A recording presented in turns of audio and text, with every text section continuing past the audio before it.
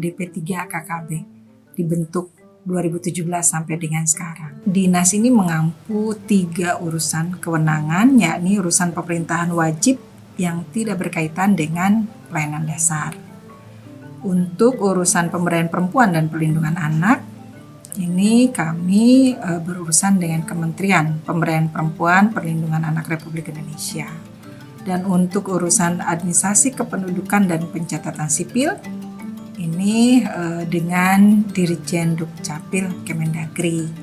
Dan juga untuk urusan pengendalian penduduk dan keluarga berencana, sekarang sudah menjadi Kementerian Kependudukan dan Pembangunan Keluarga.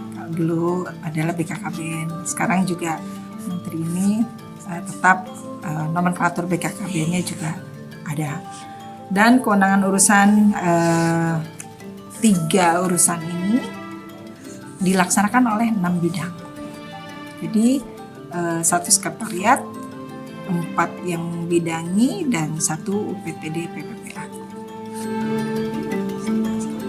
Untuk tugasnya masing-masing terkait dengan fungsinya dan juga berdasarkan kewenangannya ini, yakni Pergub 48 tahun 2022, ini kedudukan susunan organisasi atau SOTK yang dilaksanakan untuk urusan perempuan dan anak, ini dilaksanakan oleh 2 bidang dan 1 UPTD PPPA.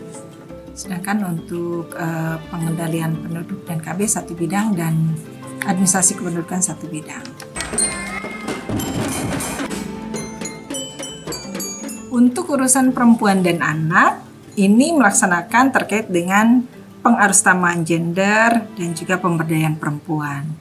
Nah, ini untuk equality gender berada di Sustainable Development Goals di poin ke-5. Karena Indonesia masuk di kelompok ataupun di dunia, sehingga target pengarusutamaan gender ini yang menjadi salah satu poin di dalam program kegiatan yang menjadi target nasional maupun daerah. Dan yang kedua terkait dengan bagaimana perlindungan perempuan. Ini dilakukan dan juga komitmen pemerintah yang sudah dilakukan sekarang berdasarkan Perda nomor 6 2023 tentang pengarusutamaan gender dalam pembangunan daerah. Dan juga selain itu peningkatan kualitas keluarga dan pengelolaan sistem data gender dan anak. Nah, sekarang untuk urusan anak, yakni bagaimana pemenuhan hak anak. Pemenuhan hak anak ini berada di besarnya program kegiatannya adalah perlindungan anak. Jadi perlindungan anak itu terbagi 2, ada pemenuhan hak anak, ada perlindungan khusus anak. Nah, di pemenuhan hak anak dan perlindungan khusus anak, ini ada 24 indikator atau 5 klaster. Nah, indikator ini berada tersebar di OPD-OPD. Nah, selain itu juga bagaimana target dari indeks perlindungan anak, indeks pemenuhan hak anak, dan indeks perlindungan khusus anak, ini juga menjadi program kegiatan yang menjadi fokus kami agar hasil akhir target nilai dari indeks-indeks ini dapat tercapai dengan baik.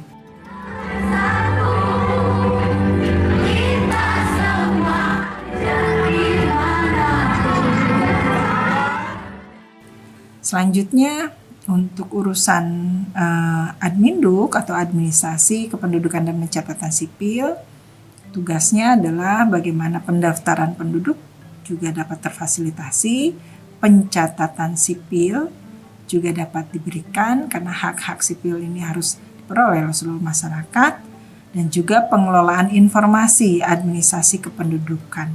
Informasi atau PIAK ini sebagai sistem ini menjadi satu dari pemerintah pusat sampai ke tingkatan kabupaten kota. Nah, selanjutnya adalah pengelolaan profil kependudukan.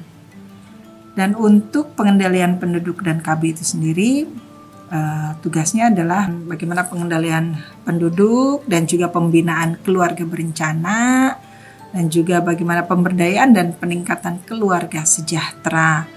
Dan mereka diberikan fungsi lain, bagaimana tugas fungsi sesuai dengan peraturan perundang-undangan untuk membantu gubernur di luar dari tugas pokok tadi. Nah, bagaimana pelaksanaan kegiatan implementatif dari pemberdayaan ekonomi keluarga? Ini fokusnya kita kepada peningkatan kapasitas masyarakat itu sendiri atau perempuan itu sendiri dengan memberikan pelatihan-pelatihan. Salah satunya adalah pemberian pelatihan tata boga sebagai bentuk pemberdayaan perempuan itu sendiri. Dan juga melakukan verifikasi evaluasi mandiri kepada OPD untuk penyelenggaraan pengarusutamaan gender. Karena perencanaan dan penganggaran yang berbasis gender ya ini menjadi komitmen pemerintah daerah. Dan juga menindaklanjuti kasus-kasus terhadap perempuan dan anak. Nah, ini juga kami berikan pelayanannya melalui PTD PPPA.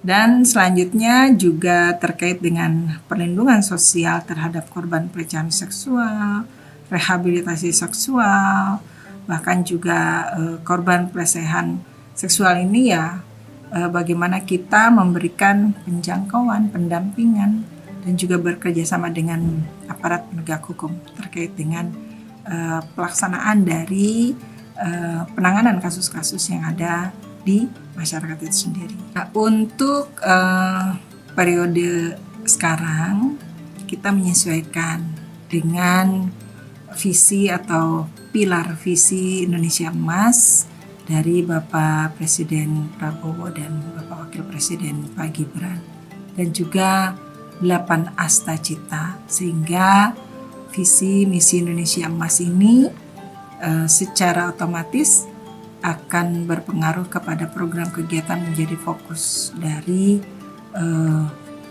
pilar visi Indonesia Emas dan juga asta cita Bapak Presiden Prabowo dan Bapak Wakil Presiden Gibran.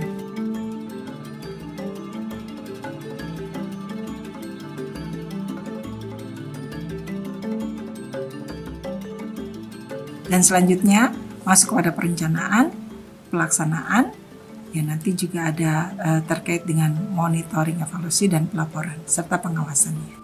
Ya harapannya saya mengajak, mari kita bekerja dengan baik, sesuai dengan rule yang ada, dengan peraturan perundang-undangan yang ada, dan kita menuju Indonesia Emas ini dengan mewujudkan cita-cita yang sangat mulia, yakni kesejahteraan masyarakat itu sendiri, melalui implementasi program kegiatan yang menjadi target pusat, provinsi, dan kabupaten kota sampai tingkatan desa dan kelurahan dapat terwujud, karena ini akan mewujudkan Indonesia Emas di 2045 menjadi kekuatan yang akan menghadapi di globalisasi.